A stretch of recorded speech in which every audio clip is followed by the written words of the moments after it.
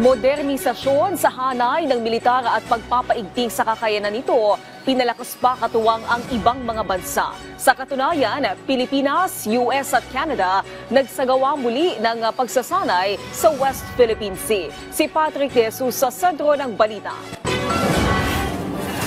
Ipinakita pa ang pinaigting na interoperability sa ikapitong Multilateral Maritime Cooperative Activity sa pagitan ng Pilipinas, Amerika at Canada. Isinagawa ito sa Northern Luzon Command Joint Operational Area sa bahagi ng West Philippine Sea. Idineploy ng AFP ang BRP Andres Bonifacio at C-90 aircraft habang naglayag sa Canada ang HMCS Ottawa kung saan lumahok naman ng US sa pre-sale at monitoring ng aktibidad. Iba't ibang pagsasanay ang isinagawa sa MMCA, kabilang na ang Anti-Submarine Training Target Exercise. Sa naging phone call sa pagitan ni AFP Chief of Staff General Romeo Browner Jr.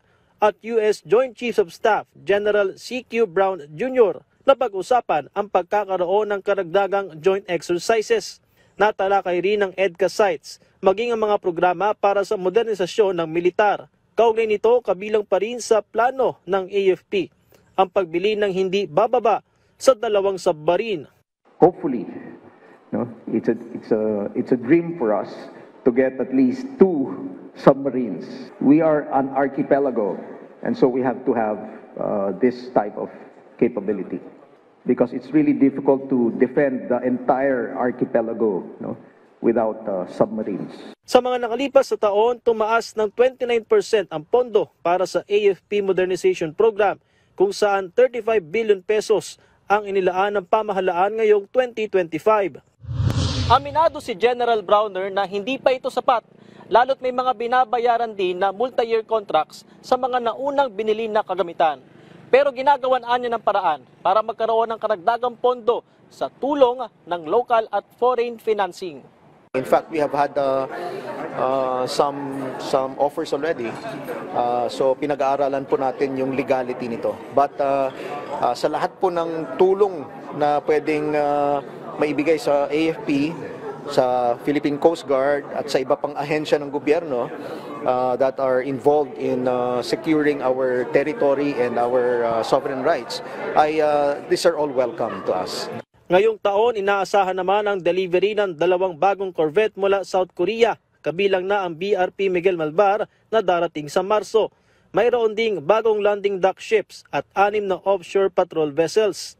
Samantala, huling namataan ang Chinese research vessel na Lanhai 101 sa bahagi ng Samtang Island sa Batanes. Una itong nadetect sa loob ng archipelagic waters ng bansa at bagamat nagpaalam noon ang nasabing research vessel na ang kanilang pagdaan ay dahil sa masamang kondisyon ng dagat sa kanlurang bahagi ng Palawan, may napansing kaduda-duda ang PCG sa paglalayag nito, kung saan nagpatay pa raw ito ng Automatic Identification System o AIS. It keeps on entering the contiguous zone natin. No? Mini-maintain niya yung 23, 24, 25 nautical miles off the coast of our coastline. So, although BRP Cabra keeps on pushing her further away from our contiguous zone, and yet insisting pa rin siyang pumasok. Sa Bao de Masinloc, 4 na barko pa ng China Coast Guard ang nananatili at pinakabagong dumating dito ang CCG 5303 habang naroon pa rin ang The Monster Ship. Sa kabila nito, tiniyak ng PCG na may sapat na kakayahan ng bansa para bantayan kung magkaroon ng tangkang reclamation sa Scarborough Shoal na isa sa itinuturing na red line ng gobyerno. Patrick De Jesus para sa Pambansang TV sa Bagong Pilipinas.